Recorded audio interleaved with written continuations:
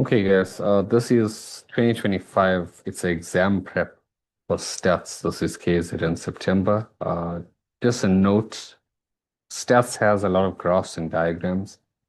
It is quite difficult to draw on a graphic tablet. It's easier to draw with pen and paper.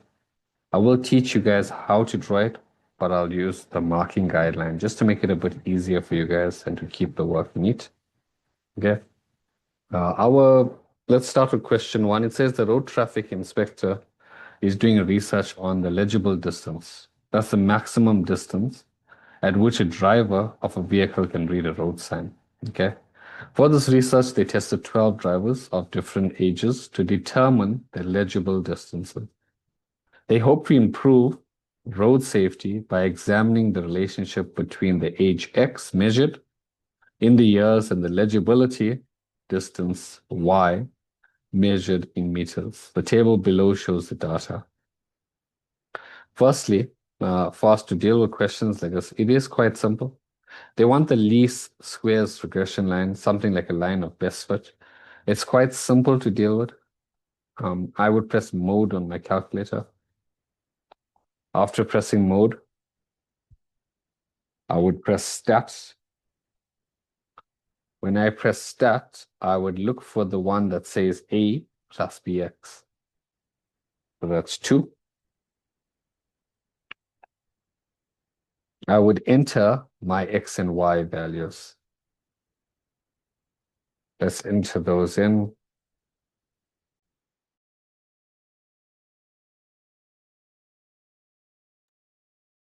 Okay.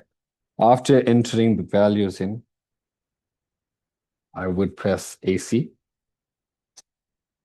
When I press AC, I would press Shift and Stat. Okay. So when I press Shift and Stat, I will press the one that looks like red shot. For me, it's number 5. And now we have A, B, and R. It's quite simple because I need you guys to understand the line looks like this. Y equals to A plus BX. Now guys, please don't get confused. This is a straight line. And the most important part of the straight line would be the B value, the gradient. That decides almost every single thing that we need.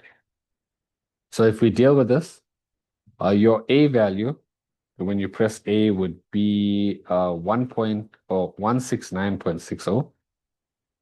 The B value would be minus 0.90. Okay. Again, this B value decides a lot of things. So Y equals to 169.60 minus 0.90 X. And that would be the answer for the first question. All of this was taken straight from my calculator.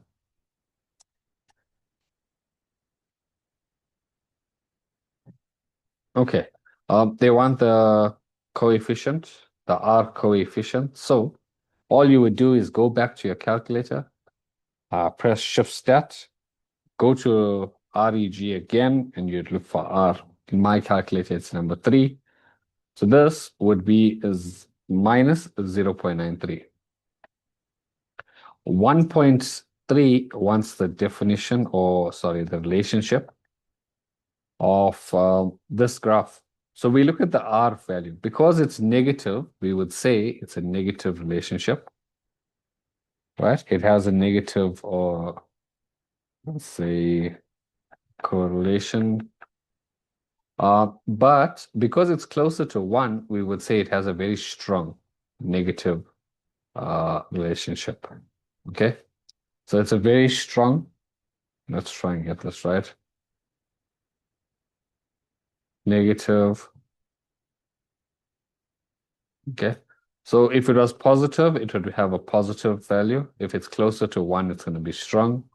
But this is a bunch of theory that we'll put in notes for you guys. This one's done.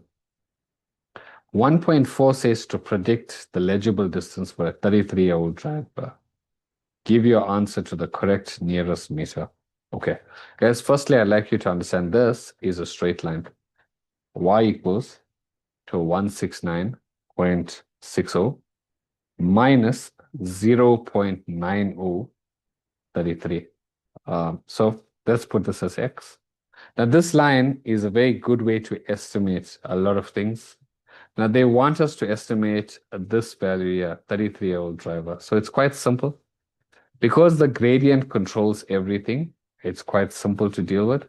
If we estimate the y value, this is 169.60 minus 0.90 into 33. And the y value would be 140 meters. That means if somebody is 33 years old, most likely they can see 140 meters ahead.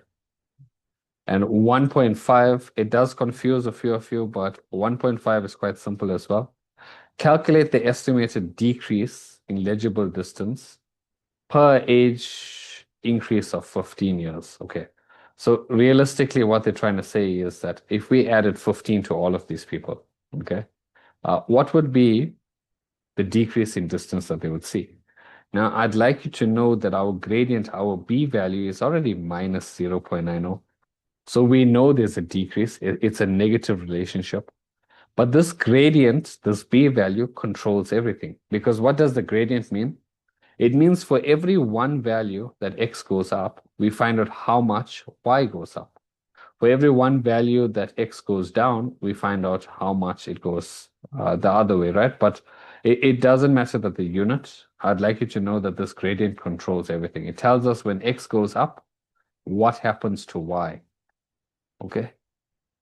So we can find out this really, really simple. Okay? So what's going to happen is I'm going to take the gradient, 0.90, and I would multiply it by 15 years. And when I multiply it by 15 years, I get minus 13.50. Now, guys, they want to know how much does it decrease by. Of course, the minus matters. But they said round off to the nearest meter. So it means this becomes negative 14 meters. Now, they don't need the negative because they just want to know how much does this decrease by? What does the distance decrease by? So we can leave this as 14 meters.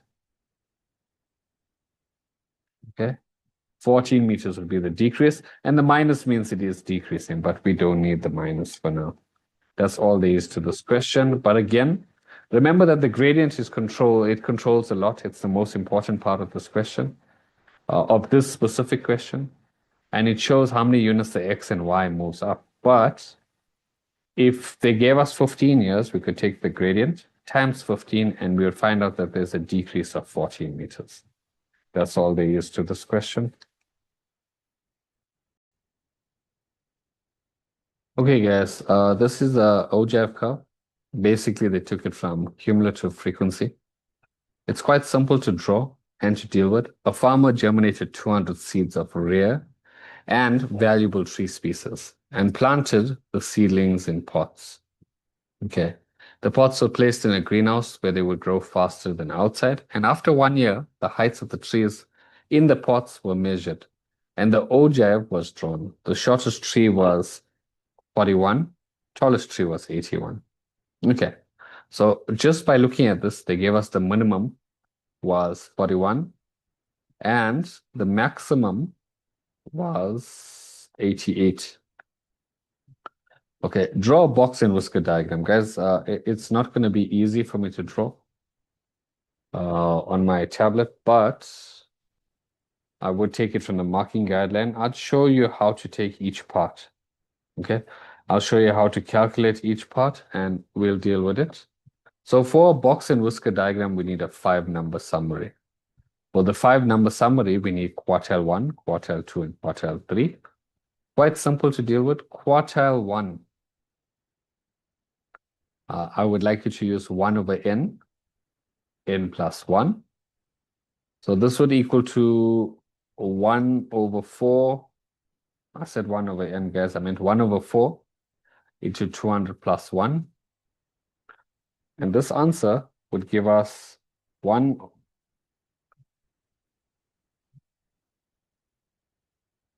over 4 times 200 plus 1. And this gives us 50.25. Now, I'd like you to understand that this is not the answer. This is the position. Okay, so this gives you position. So let's go and look for the position of this graph. If I went to 50.25 on this graph, I would draw there. Guys, it would be very easy with a pen and with a ruler. Use a pencil though. It makes things easier, and we can estimate this is higher than 56, 57, 58, 50.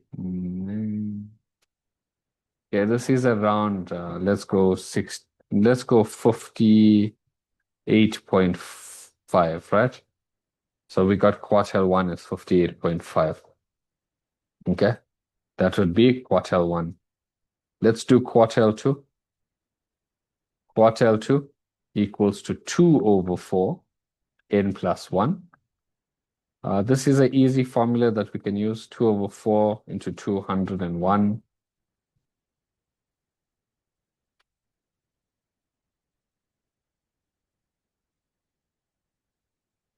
And this would equal to 105. Again, 100.5 actually. Again, please understand this is not the answer. That's the position. We still have to go to 100.5, which is somewhere there. And I think I'm a little bit too high, but it's there. And I'm going to come down.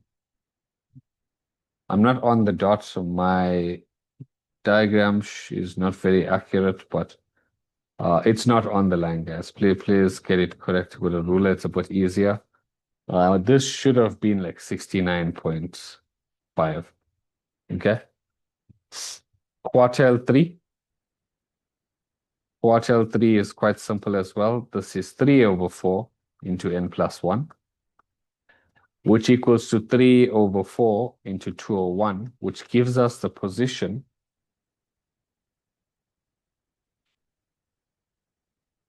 of 150.75. Now, guys, 150.75 is there and there. Again, I'm not confident in my drawing because it's difficult with this, but this should be like 76 some change, right? According to the marking guideline, but yeah. Okay. So this would be 76.4. Let's just put it like an estimate. That's fine. Now that we have a 5-number summary, quartile 1, quartile 2, quartile 3, and quartile 4, we can draw the box and whisker diagram. It looks something like this. They would have given you a grid. I prefer the ends to be a star, like the minimum and the maximum to be a star. It's just the way I learned it. This is quartile 1's line, quartile 2, and quartile 3.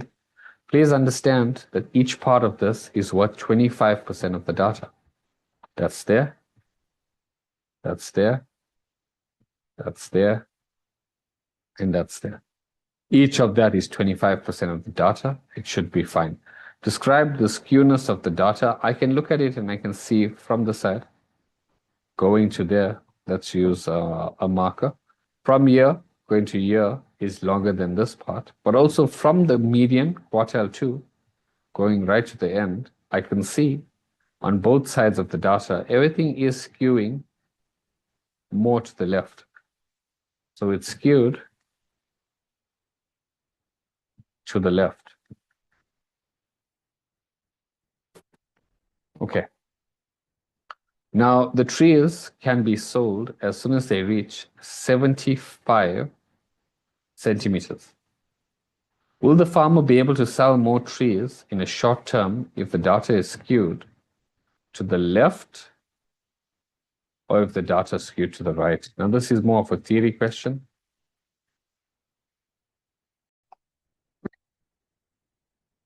Okay, guys. So the theory behind this would be very difficult for me to draw, but when graphs are skewed to the left, you can see it goes there, there, there,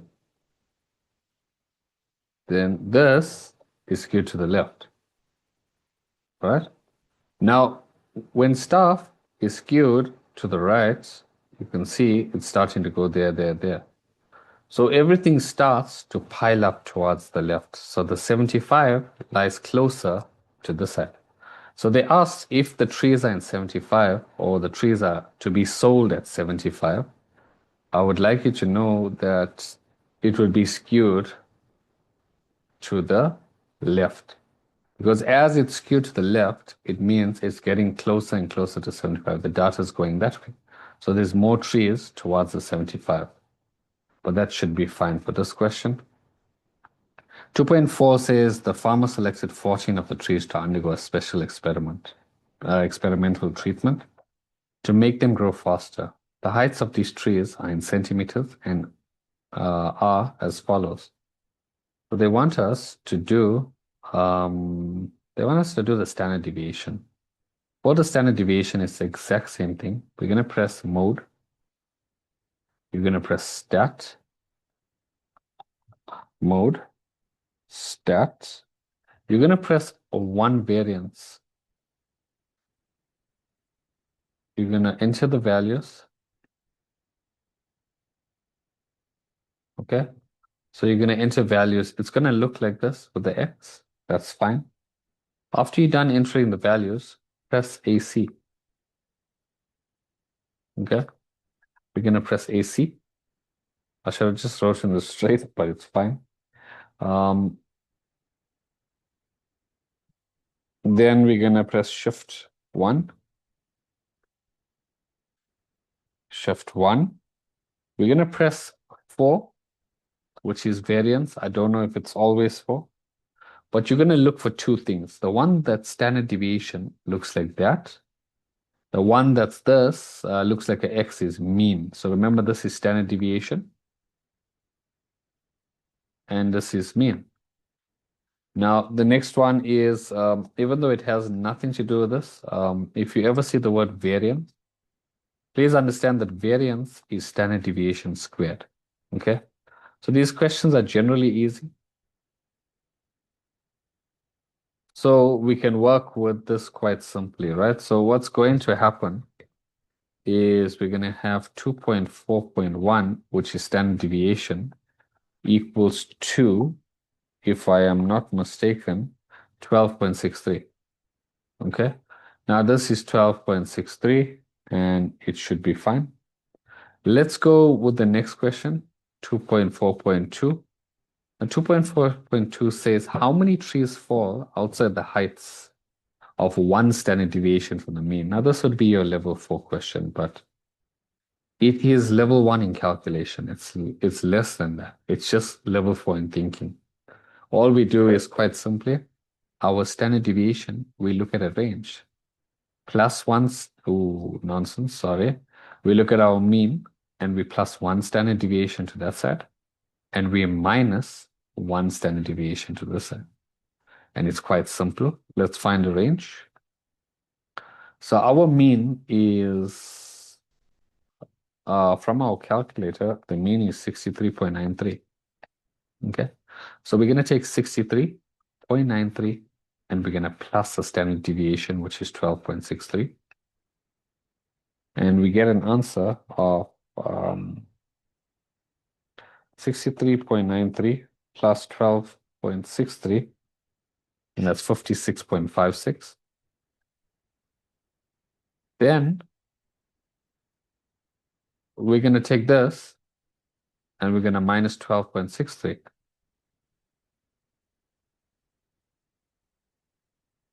51.30. Okay. Now, what I'd like you to do is this is the range that we deal with. And for the range, we start to count. Let's count how many trees fall into this range. So everything bigger than 51. Ooh, outside. Sorry, guys. It says outside of the range. See, I missed this one.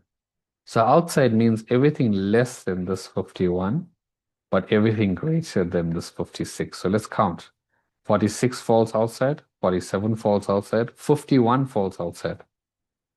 What's bigger than 76.56 would be 77, 81, 86.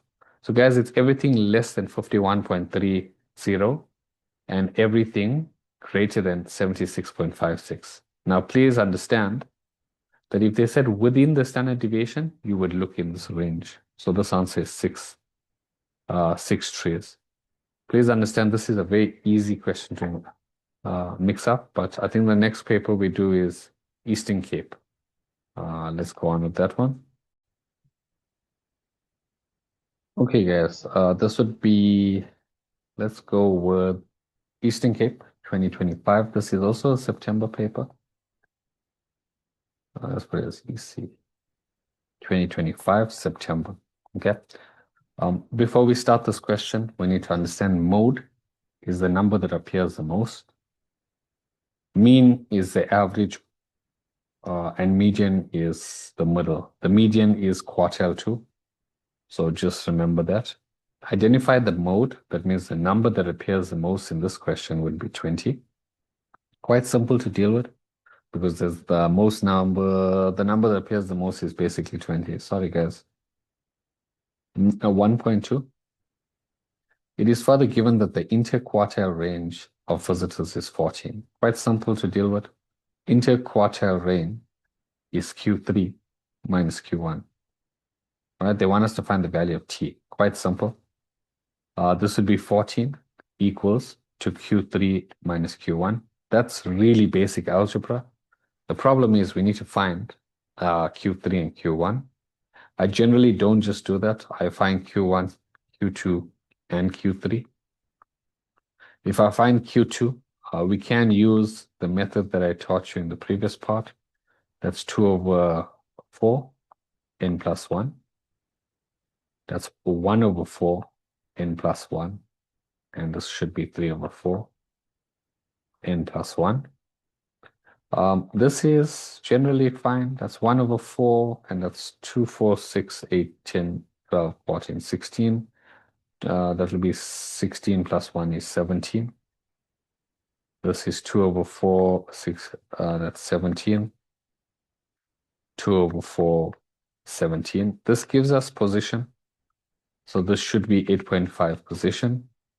This should be 4.25. And this should be 12.75. I can look at this because the data is quite simple to deal with.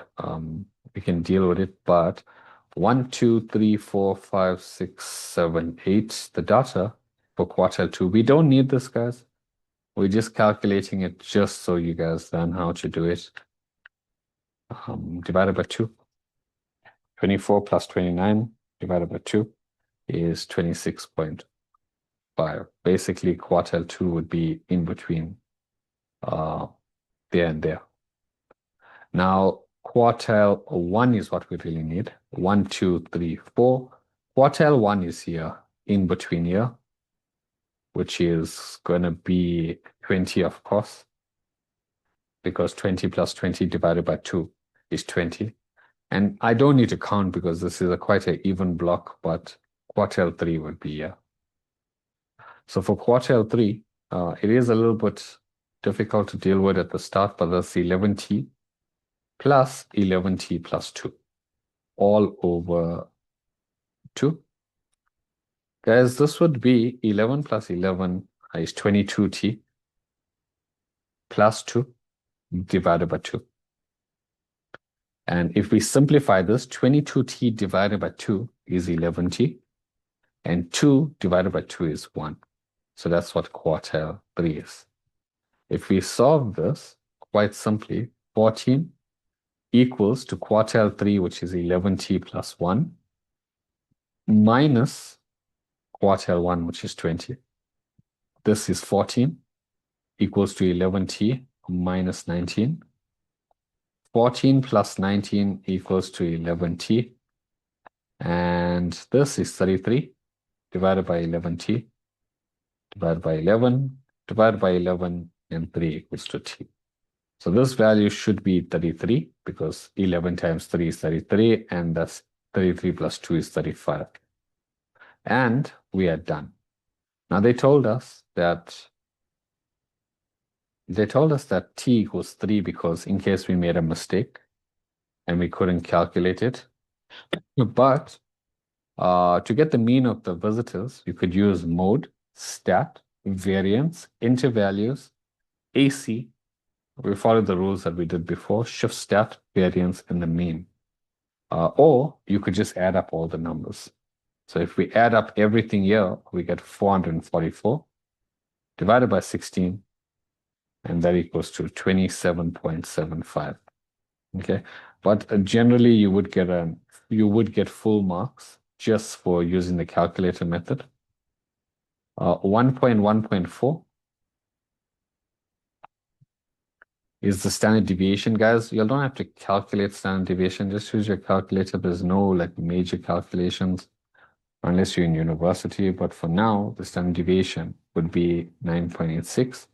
Remember, this is the mode. This is where we press shift stat. We go to variance and we look for standard deviation. How many visitors have ages that are less than 1 standard deviation of the mean? Now, again, questions like this are fine.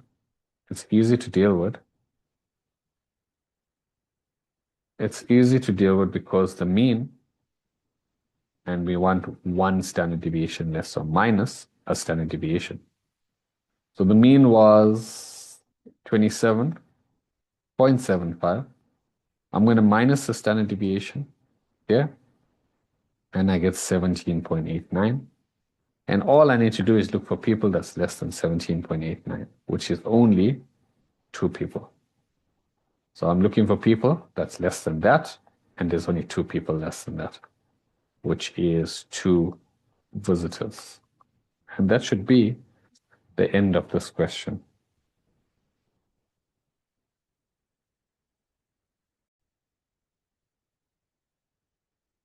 Okay, guys, this is question 2 from Eastern Cape 2025. An athlete's finishing time and a daily temperature were tracked during the 10-year Comrades Marathon. This is to investigate the relationship between the temperature and the race completion. Race completion time. The table below shows the data from these 10 years. So if you look at this, generally, this would be a scatter plot, right? It's quite simple. It's difficult for me to draw, but with a ruler, it's quite easy to draw. So even just by looking at this would be the Y. They even told you it's the Y, finishing time. This is the time, and this is the temperature. And you would plot points like this. You would go 41 on the X. Let's go 41 on the X. And you would go up to 72. That's where your first point would go. It would look something like that, right? So this would be quite simple, but that's not what the question asked us for. Firstly, calculate the R value. So we know how to do this. We press mode, we press stat. Thereafter, we press A plus BX. We start entering our X values. We start to enter our Y values. When we're done, we press AC. We press shift 1, which is stat. We look for the REG button, and then we get our A, B, and our R value. But for this question, they just want the R value, and the R value is 0.96. They want us to comment on the strength. So because R is positive, we'll say positive. Let's write down positive. Because R is closer to 1, it's a very strong positive correlation. Yeah, I'll put 3 R's. Okay, correlation. So that's all. Strong positive correlation, or you could say very strong because it's closer to 1. Calculate the equation of the least squares regression line. Guys, this is the A and B. Remember that the least squares regression line is y equals to A plus bx. This is y equals to A, which is calculated as 10.92, plus B, which is 1.53x. Now remember, this B is one of the most important parts of this question. It determines how much y moves up. So the gradient part will show us, times x will show us how much y is going to move up or down. For this one, because the gradient is positive, most likely y is going to increase with every x value. It's a positive gradient. But for now, we calculated the line. That is fine. Now they want us to use this equation to predict. Am I correct? The temperature, if an athlete is 57 minutes, if an athlete takes 57 minutes to finish the race. Now, because they gave us the y value, it's quite simple for us to solve this. Okay? So the y value is 57. That's 57 equals to 10.92 plus 1.53x. Okay? We would solve this. Let's take 57 minus 10.92. 57 minus 10.92, and that's 46.08, and that equals to 1.53x divided by 1.53 divided by 1.53, and I do end up with 30.12. Now this question asked us to round up to the nearest whole number, so x would equal to 30. That's all. X equals to 30. Now the last question wants us to draw the least squares regression line on the grid provided. You are drawing the entirety of the diagram, so I would copy it from here. Please understand, you need a label for the x, you need a label for the y. You need a title for the graph. I prefer graph showing, and then we can write temperature versus finishing time. The x and y is quite simple. There's 0.9. I'm just going to the first one. That would be 9 and 30. So if we look at this, it was 9 and 30, which is here. Quite simple to draw.